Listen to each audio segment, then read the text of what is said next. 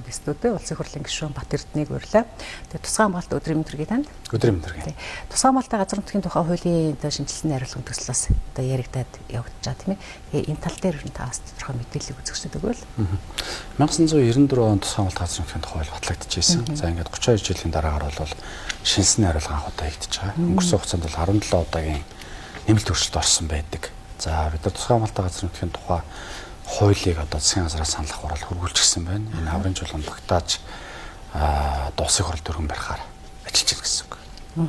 Тэгэхээр гарч байгаа ер нь бол бид нар тусгай хамгаалалт газар нутгийн тухай нэлийн маргаантай асуудлууд одоо олон 10 жил гэж хэлж болохоор үргэлжлээл яваад байдаг тийм ээ. Тэгээд энэ дээр бол бодтойгоор гарсан одоо бас шийдлүүд бас ховор байгаад байдаг. Тэгээд иргэдийн дунд ч гэсэн буруу зүрх ойлголтууд их байгаад байдаг л да. Ер нь тэгээд энэ хуулийг одоо хэрэгжихэд ямар одоо үр дүнг бид ер нь хүлээх ёстой. За нэлээд олон харилцаануудыг шийдвэрлэж байгаа. За тухайлах юм бол нэгдүгээрт тухайн тусгай хамгаалалт газрын нутагт одоо өв уламжлан амьдарч ирсэн малчин иргэдийн асуудал амьдагдаж байгаа. Нутгийн иргэдийн асуудал гэсэн үг. За энэ хүмүүс маань бол одоо газар ашиглах эрх байхгүй. Тэндээсээ хөөгдсөн байдалтай. Зөрчлийн одоо хуулиар шийдвэрлэгдсэн байдалтай. Зарим нь л одоо үнэсээ холбоотой нэлээд их гомдолтой байдаг те. Тэгвэл бид нар тусгай хамгаалалт газрын нутгийн тухай хуулийн шинжилсэн найруулгаар тухайн одоо газар орон нутагт өв уламжлан амьдарч ирсэн малчтад газрын эрхийг хугацаагүйгээр олгох асуудал орж байна. За дээрэс нь ахаад одоо жишээ нь тухайн одоо малчинд орж байлаа гэхэд мэдээж үр хүүхдүүд нь тэнд амьдрах ёстой. Энэ өөрөө эргээд нөгөө тухайн газар орон нутаг маань эзэнтэй байхтай холбоотой харилцаа, тусгай тогтолцоотой холбоотой харилцаа, аюулгүй байдалтай холбоотой харилцаа гэж бид нар үздэг. Тэр утгаа хавлаараа гэр бүлийнхаа аль нэгэн гишүүнд бол тухайн одоо малчинд орж маань өвлүүлэх боломжийг тийм газраа боломжийг бид нар бүтэн нээж өгч байна. За нэгэн тэр газар нутагт амьдарч байгаа учраас нөгөө хатлан тэжээлтэй холбоотой асуудлууд, нөгөө ахуй хэрэглээ буюу төлөө төлштэй холбоотой асуудлууд, малын хашаа хорооны шургаагтай холбоотой асуудлууд байгаа. Энийг бол бид нар ахуй хэрэглээ гэж үзэж байгаа. Энэ утга агуулгаар нь бол тухайн одоо газар нутагт амьдарч байгаа хэрэгт бол ахуй хэрэглээг бид нар бүтэн нээж өгч байна. Хоёрдугаарт бол өнөөдөр энэ Бугтхан уулын Тархан цааст газар гэж байна. Хот сүрэн үсчихсэн том хэмжээний суурьшил үүссэн байна те. Тэгээ эндээс улбаатай иргэдийн хохирол маш өндөр байгаа. Тухайлх юм бол үйл хөдлөлгөөрөнгийн гэрчлэгийг авч чадахгүй байна. За дээрэс нь хүүхдүүд нь сургууль цэцэрлэг баригдаагүйгээс улбаатаагаар сургууль цэцэрлэгт орж чадахгүй. Заавал хотын төв рүү сургууль цэцэрлэгт явдаг юм байна. Тэгээд нөгөө бөгөөд төгжрийн асуудал. Тэгээ нөгөө төгжрлийн асуудал. За эргээд нөгөө хог хаягдал менежменттэй холбоотой асуудал. Хог гэдэг чинь өөрөө энгийн хог хаягдал, аюултай хог хаягдал гэдээ байж байгаа ч гэдэг. Гэтэл аюултай хог хаягдлын харилцаа энд бас маш тутмаг шийдэгдэж байгаа. Энэ өөрөө эргээд энэ одоо Тархан цааст газрын бүсдээр амьдарч байгаа суурьшмал үүссэн иргэдэд томоохон хэмжээний хохирол учруулах магадaltaй болчих жишээтэй тий. За зам харилцааны асуудлуудаа замаа ингээд шийдчмээр байна гэдэг ч юм уу. Тэгэхээр энэ тусгай хамгаалалт газар нутаг ялангуяа энэ Бугтхан уулын Тархан цааст газар дээр бол бид нар тухайн суурьшлийн бүсийг шийдвэрлэх харилцааг бүрэн шийдэж байгаа. За зөвхөн богд биш. Одоо жишээлбэл Архангай аймгийн Булгуул, Тархан цааст тий хот зургийн газрын хуулиар бид нар шийдвэрлэхээр ажиллаж байна гэсэн үг. Тэгэхээр Улаанбаатар хотын хэмжээнд нь би ярихад бол Бугтхан уулын энэ бүсэд үүссэн суурьшлийн бүсэг бол бид нар бүтэн тусад нь гаргаж байгаа. Өөрөөр хэлбэл засгийн газарт бүр ирэх нь болгож байгаа. Тэгвэл засгийн газар энд сургуулаа барина уу, цэцэрлэгээ барина уу, тэр өөрийнхөө бүр эрхийг нийслэлдээ шилжүүлнэ үү? Засгийн газрын бүр эрхийг асуудал болж байгаа гэсэн үг. Яагаад бид нар засгийн газарт өгч байгаа вэ гэхээр нөгөө бусад улсын хэмжээнд байгаа суурин газруудыг бас шилжүүлэх шаардлагатай. Тухайлх юм бол Архангай аймагт байгаа Булгуул Тархан цааст бол тэгвэл тэрний менежменттэй холбоотой харилцааг магадгүй одоо цэцэрлэг сум юм уу, цэцэрлэг хот юм уу, эсвэл одоо Архангай аймгийн засаг дарганы аймаг газар дээрхэн шилжүүлдэг ч юм уу. Ийм харилцаа байна. Тэгэхээр ер нь бол энэ хот суран газрын хязгаарлалтын бүс гэж шинэ томьёолд оруулж ирээд энэ томьёоллоороо бид нар тухайн менежментийн харилцааг тэр чигтэн засгийн газар шилжүүлээд засгийн газар тэнд сургууль цэцэрлэгээ барих нөгөө иргэд маань үйл хөдлөлийн хөрөнгөний гэрчлэгээтэйгээ болох газарт байгаа. Жишээлбэл нэг газар дээр 3 мөн эсвэл 4 эсвэл 5 одоо хаус баригдсан байна гэж бодоод тэр хауснуудыг харилцааг нь газрын татвар болон бусад үйл хөдлөлийн хөрөнгөний гэрчлэгээ авах бүх харилцааг нь бол шийдэж өчөж байгаа гэсэн. Тэгээ нөгөө сургууль цэцэрлэгүүд нь баригдан зам харилцаа нэгтэн яг Улаанбаатар хотын жишгээр энэ хэсэг бол хөгжиж явах боломжийг бид бүр олгож байгаа. Гэхдээ улсын хурал тухайн хил хязгаарыг тогтооно. Дээрэс нь тухайн хотсон бүсийг тэлэхгүй байх зарчим барьж. Тэгэхээр өнөөдөр байгаа за нэг хязгаарлалтын бүсний 6800 орчим га талбай байгаа. Энэ дотор байгаа нэг 2800 орчим га талбай 2800-аас 3200 орчим га талбай бол ингээд хотцсон буюу суурьшилсан хэлбэр дээр байна. Тэгэхээр бид нар энийг бол даг цаашдаа бол хэлэхгүй. Одоо байгаа хэмжээнд нь гэхдээ менежментийн тэр чигтэн засгийн газар шиг харилцаа оруулж байгаа жишээтэй байна. За аялал жуулчлалыг бид нар хөгжүүлэх ёстой. Аялал жуулчлалыг бол уучин бол одоо тэр харилцаа яадаг юм бэ? Аль харилцаа вэ? Одоо тасаа хэлж штэ богдхан уулын иргэн тойронд байгаа тэр одоо тэр тусгай хамгаалалтын газар нутаг штэ. Тэнгүүрийг тэр засаг сарганы арай өөр нэгж рүү одоо гэхдээ одоо байгаа харилцаа чинь бол байгаль орчин уур амьсгалын өөрчлөлтийн яамнаас отог гэдэг нэрээр зөвшөөрлөгдөж байгаа. За тэрэн дээр нь олон давхар өндөр байшингууд баригдаж байна. Тэгээд үйл хөдлөмөрийн гэрчлэгийг авч чадахгүй байна. Сургууль байхгүй байна. Цэцэрлэг байхгүй байна. Яг тэгэхээр зөвхөн отог барих зорилттой байхгүй. Тэгтэл отог дээр сургууль барих боломжгүй. Сургуулаа бариад отог гэд нэрлээд явах хэрэгтэй юу. Тэгээд бид нар ингээд нөгөө бие бинийгээ хураад амирг байгаа. Тэгэхээр энэ нийцүүлэх харилцааг улсын хурлууд, улсын хурлын гишүүд одоо улсын хурал дээр хууль санаачлахын хуваарьнд л авч шийдэж байгаа гэсэн үг. Тэгэхээр энэ харилцаа бол цаашдаа бүрэн дүрэн шийдвэрлэгдэнэ гэдэг энэ л утга агуулга бид нар хуулиар зохицуулж өгч байгаа. Тий. Дээрэс нь бид нар аялал жуулчлалыг хөгжүүлэх чиглэл дээр оруулж ирж байгаа. Өнөөгийн хүчин төлөв мөрдөгдөж байгаа хууль тогтоомжоор бол хамгаалтын бүсдээр аялал жуулчлалыг зөвшөөрөгддөг. Тэгвэл бид нар энэ тодорхой хэмжээний тогтоосон маршрутын хэмжээнд аялал жуулчлалыг хөгжүүлэх жишээлбэл явган аялал, уулан давиралт гэдэг ч юм уу те. Тодорхой аялал жуулчлалын хэлбэрүүдийг бид нар зөвшөөрч өгөх хэлбэр дээр бас оруулж өгч байна гэдэг ч юм. Ингээд тусгай хамгаалалт газар нутгийг аль болох бид нар хамгааллын зарчмыг нэг номер таарна. Дээрээс нь эдийн засгийн тодорхой харилцааг зохицуулж өгч байна. Монгол улс хүлээс үүрэг байгаа улсын түвшинд их газар болон далаад ангисан 30% тусгай хамгаалтанд авах ёстой. Энэ өөрөө 2030 он гэдэг бүх дэлхийн улс орнуудад үйлчилж байгаа харилцаа. Тэгвэл бид нар тусгай хамгаалалтын газрын нутгийн тухай хуулиар үндэсний сүлжээ гэж байгуулад өнөөдөр манайхаг улсын тусгай хамгаалтанд 21%, одоо наривчлж яривал 20.8%. Агуун нутгийн тусгай хамгаалтанд нэг 19.8 бас нэг 20 орчим хувь байгаа юм. Тэгвэл бид нар 30 хуучин яаж явж ирсэн бэ гэхээр 21% 30 хүрэхийн тулд явж ирсэн байхгүй. Гэтэл олон улсын стандартаараа олон улсын нийтлэлээр авчаар улсын тусгай хамгаалалт орон нутгийн тусгай хамгаалалт хоёрыг нийлүүлж тооцдог. Тэгвэл бид нар аль хэзээ 40% хүрцээ гэсэн үг. Энийг бид нар хуулиар зөвшөөрөх харилцаа орж байгаа гэсэн. Энэ хууль батлагдсанаар Монгол улс дэлхийд бараг маш олон орнуудаас урьдчилаад Монгол улс 2030 оноос өмнө тусгай хамгаалалт газар нутгийн хэмжээг 40% төрүүлээ буюу 30%-аас даруй 10%-аар нэмэгдүүлж хүргэсэн гэдгийг дэлхийд дахин зарлаж байгаль хамгаалалтын чиглэл дээр Монгол улсаас манлайлал авах бүрэн дүр боломж нэвтрэж байна. Тийм биш үү тийм ээ. Тэр саяны таны хэлдгээр бол ер нь бол газар нутаг гэдэг юм бол тэгэл одоо тусгаарлалт нэлээ одоо маш яг ер нь бол бид нар монголчуудынхаа хувьд ялангуяа нэг орондоо сайн сайхан л амьдрах хэрэгтэй. Яг Монгол хүн жалгаад аванд амьдрах хэрэгтэй. Ягаад нэг хэсэг газрын тусгай хамгаалалтын нэрээр тусад нь хадгалаад тэнд зөвхөн мөнгөтэй очиж амьддаг хэлбэр байх хэрэгтэй. Энийг л бид нар халж байгаа. Тийм учраас нутгийн иргэдийн асуудлыг оруулж ирж байна. Малчин иргэдийн асуудлуудыг оруулж ирж байна. Хамгаалтын захиргааны асуудлыг бид нар тусад нь оруулж ирж байна. Дээрээс нь бид нар аялал жуулчлалыг хөгжүүлэх хэлбэрээр нь оруулж ирж байна. Нэгэнт үүссэн байгаа суурьшил буюу хот суурин газрын энэ харилцааг нэгэнт үүссэн учраас тэр зохицуулах хэрэгтэй болох тийм ээ. Иргэдийг таатаа тухтай амьдрах хэлбэрлөө бид нар шилжүүлж байгаа. Гэхдээ баригдсан хотгон дотор нь өнөөдөр сургууль баригдахгүй шалтгааныг тусгай хамгаалалт газар нутгийн учраас бид нар сургууль барьж чадаагүй гэж тайлбарлаж зайлсхийж. Тэгвэл тэр томоохон хотгон барьж байгаа нөхдүүд сургуулаа барих эрхийг бид нар хуулиар нэгэдэг ч гэдэг ч юм уу тийм. Гэх мэтлэнгээр энэ харилцаануудыг бид нар хийж өгч байгаа. Тэгэхээр тусгай хамгаалалт газар нутаг болвол одоо 4 чиглэлээр газар болголт хийгдэх байна. Аялал жуулчлал, өвлжээ хаварчаа, судалгаа шинжилгээ, за дээрэс нь дэд бүтц. Тухайлх нь бол томоохон дэд бүтцийн асуудлууд бас стратегийн шалгалтаас усаарч ирж байна. Оросын холбооны усаас нааша бүгд хатад руу орж байгаа хин хоолой. Манай зарим тусгай хамгаалалт газар нутгийн дэвсгэрээ дамжиж байгаа. Тэгвэл энийг бид нар яах вэ? Өнөөгөө хүчин төгөлдөр мөдөгч байгаа бол 20-тай. Гэтэл тэнд том хэмжээний улс их орны эдийн засгийн ач холбогдол зүйлүүд байгуулах гэдэг тийм ээ. Тэгвэл энийг бид нар дэд бүтцийн гэдэг чиглэл рүү оруулж өгч байгаа жишээтэй байгаа. Тэгэхээр аль болох нэг талдаа суурьшмал үүссэн харилцааг нь хоц суран газрын тусгай хамгаалтын одоо хязгаарлалтын бүс гэдэг хэлбэрээр шийдчихье. Үлдснээ нь бол онгон бүс, онцгой бүс, хамгаалтын бүс, хязгаарлалтын бүс, орчин бүс гэдгээр нь шийдье.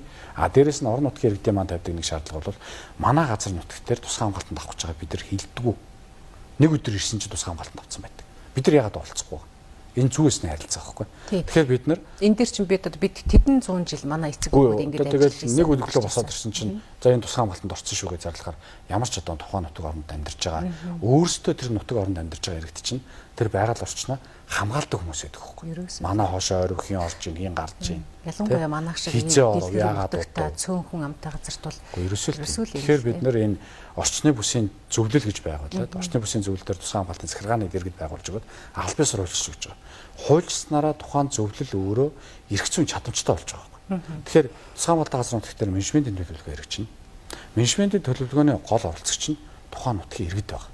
Тэгэхээр нутгийн иргэдээс асуухгүйгээр аливаа үйлдэл бүү хий гэдэг энэ үндсэн зарчмыг өдр тавьж байгаа. Нөгөө талдаа нутгийн иргэд тусгай хамгаалтанд авснаар өнөөдөр эсэргүүцээд байгаа. Яагаад тэгэхээр нутгийн иргэдийн эрхийг хаагаад байгаа.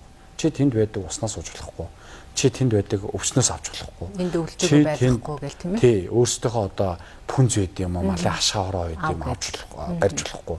Чи тэндээс нь гал түлэх модоо авч болохгүй гэж заадаг. Тэгэхээр ямар ч нутгийн иргэн уурлаа шүү дээ энэ. Тэгвэл энэ харилцааг нутгийн иргэд ерөөсөө шийддэг хэлбэрлэн бид нар оруулъя. Тэгвэл тусгай хамгаалтын захиргаатай хамтар шийдээ. Тусгай хамгаалтын захиргаан дээр бид нар оруулж байгаа бас нэг зарчим бол манай байгаль хамгааллын чиглэл дээр ажилладаг байгаль хамгаалагч нарын маань асуудал. Бид нар байгаль хамгаалагч нарыг унлагатай болох хэрэгтэй, хувцастай болох хэрэгтэй, шаардлагатай тохиолдолд тусгай хэрэгслээр тусгай хэрэглээр хангах ёстой. Тэр цалин хангамжийн асуудлууд байна. Орлого нь ханаас болох уу? Бүгд мөнгө хэрэгтэй. Тэгвэл бид нар эдийн засгчлуулах хэлбэр буюу нөгөө тусгай хамгаалтыг нэвтрэх хураамж, нөгөө хөлөмжийн зах зээл, нөгөө олон улсын болон орон нутгийн төсөв гэдэг ч юм уу мөнгнүүдийг оруулж.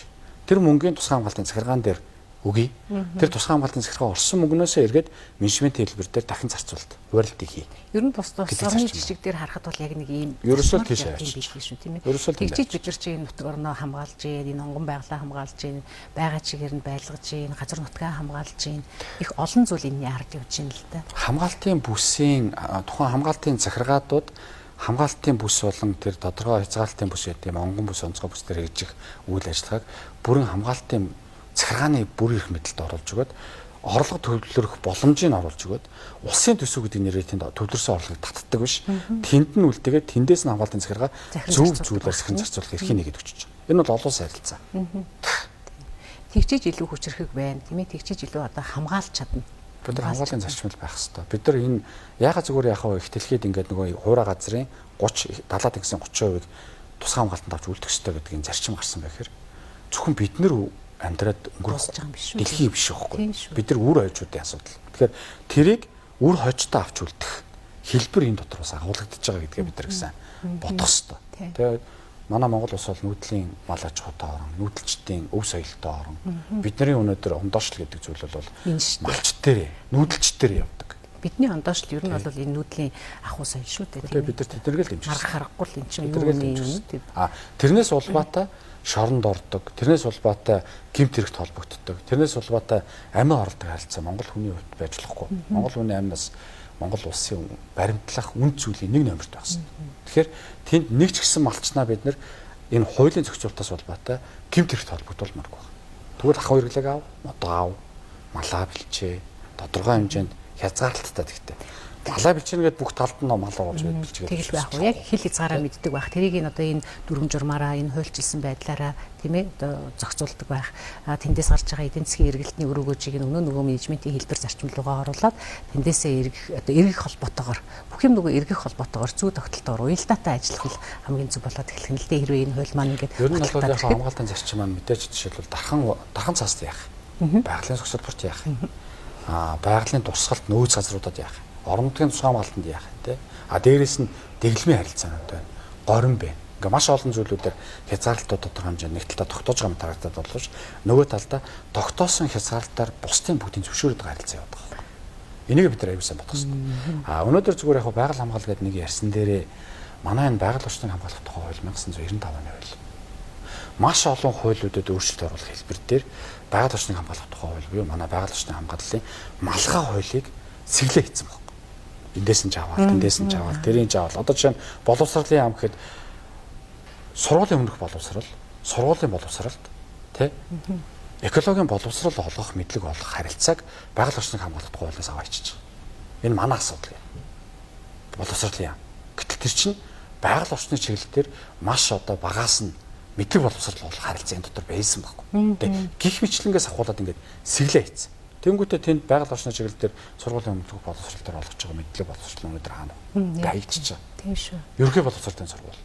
Дээрээс нь ихтэй сургууль, коллеж, эмсүүд бүгд орж байгаа. Тийм шүү. Энэ хуулинд бүгд байсан харилцаа. Одоо яг таныг хэлэхээр одоо бодож л да бидний баг байхад чинь одоо нөгөө төмөн бодис гээд харин хичээл ордог байлаа ш. Бүтэн цагтаа хичээл Харин тийм ээ. Сургалтын програмд байдаг. Тэн дээр чинь хүүхэд ямар мэдээлэл авах вэ? Эх орныхоо тухай, одоо тэр хөрсний тухай, чулуулгынхаа тухай, одоо байгаль ихтлэхийн зүй тогтол холбоос энэ тухай гээ эн чинь одоо ёстой маш том одоо өргөн мэдээллийг хүүхэд авдаг. Тэгээд эх оронч одоо байгалаа хамгаалдаг. Тэр сэтгэлгээ тэр цагт л үүсдэг байхгүй. Тэгэхээр байгаль орчныг хамгаалах тухай хууль маань өөрөө жишээлбэл ашигт малтмалын хууль гэдэг юм уу? Эсвэл одоо эрчим хүчний хууль гэдэг юм уу? Эсвэл одоо боловсролын хууль гэдэг юм.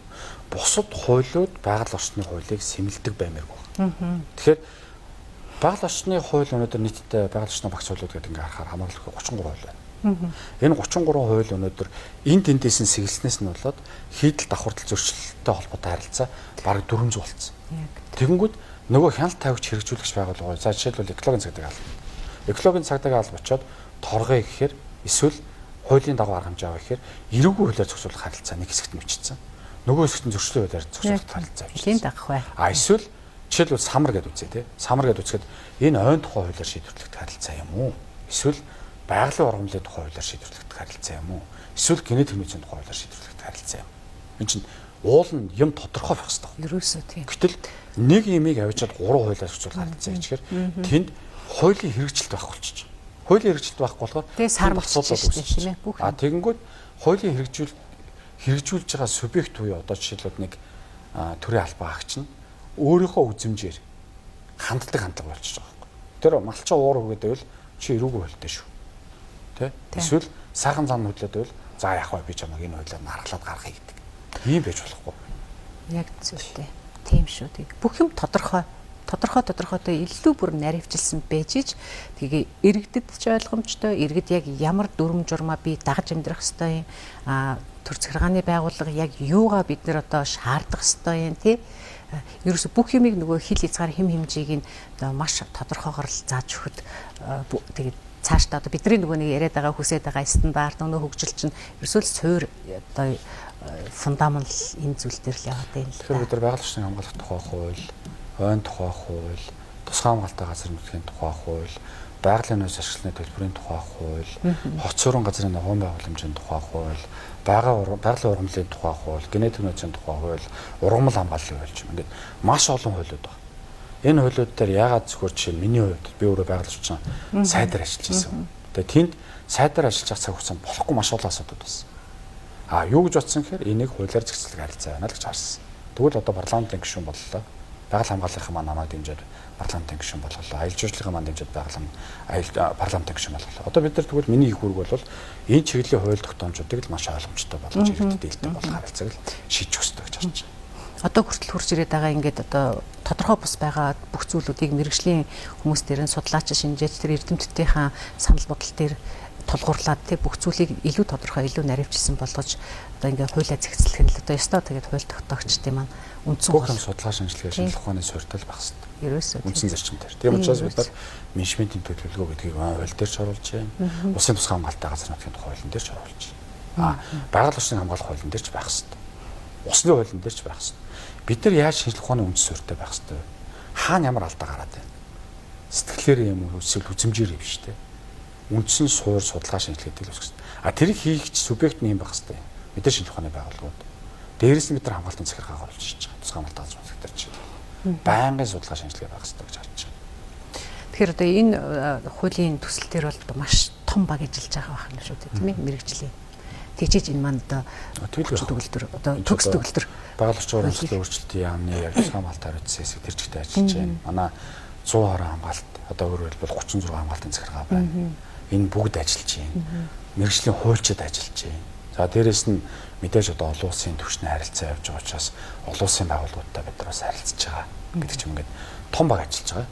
Том баг ажиллаж байгаа учраас бид нар өнгөрсөн одоо хугацаанд энэ хуулийг аль болох нээлттэй хилцүүлсэн. бүх тусгай хамгаалтын одоо захиргаа байгаа газруудаар очиж иргэдтэй бид нар нээлттэй хэлцүүлж байгаа. А хоёрдугаар тусгай хамгаалтанд авах магадлал бүхий газруудаар очиж хэлцүүлж байгаа. Яг тэгэхээр танай газар нутагч тусгай хамгаалтанд орвол танд ямар өрөө өгчтэй. Тэ? Эсвэл ямар хязгаарлалт өгдөг гэдэг харилцаа. Одоо байгаа иргэдийн одоо авсан ойлголт юу байгаа вэ гэхээр за ерөөсөө тусгай хамгаалт гэдэг бол хатны мангаа. Тусгай хамгаалтанд авчих юм бол бид нар магадгүй бүх эрхийг зарлахгүй юм байна. Модоо авч чадахгүй юм байна. Амьдарч чадахгүй юм байна. Газар алдах юм байна. Ерөөсөө ийм харилцаа байна. Тэгэхээр бид нар хуулиар энэ харилцааг нээж өгч байгаа. Тусгай хамгаалтанд авах тусам нутгийн иргэдэд ээлтэй байдаг байх хэвээр. Нутгийн иргэд давуу эрхтэй байдаг байх хэвээр. Тэндээс байгалийн одоо ялангуяа ойтой газар бол ойн дагалт баялгаа авдаг байх хэвээр. Арилжаа хийх тодорхой хэмжээний эрхүүд нь нэгддэг байх хэвээр. Аж ахуй нэгжүүд самрын компани очиод тусгай хамгаалалтын газар нутгаар юм эсвэл ой дээр очиод шууд нэг номерт ажилладаг биш. Тэр нутгийн иргэд орлогочих хэрэгтэй байхгүй. Тэр нутгийн иргэд санхүүгийн чадвартай байх хэрэгтэй. Тэр нь байгалийн өгөөж байхгүй.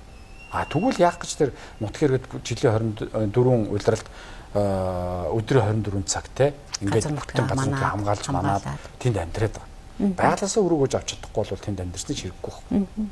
Хэцүү амьдрал бүр довдно. Тэгвэл бид нар тусгай хамгаалалтын газар нутгийн тухай хууль, айн тухай хуулиар бол тэнд амьдарч байгаа иргэдэд илүү их боломжийг нээж өгье.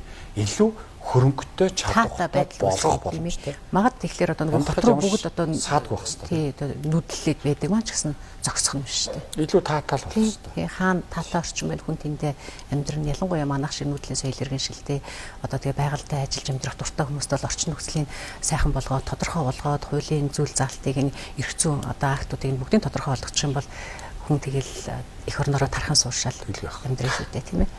За баярлалаа танд. За баярлалаа. Та тэрэн цагийн өрөөд өндөрлөө. За үзэгчдээ би өнөөдөр студидтэй улсын их хурлын гишүүн Бат Эрдэнэийг урьж ярилцлаа. Одоо та бүхэнд фото мэдээ танилцуулъя.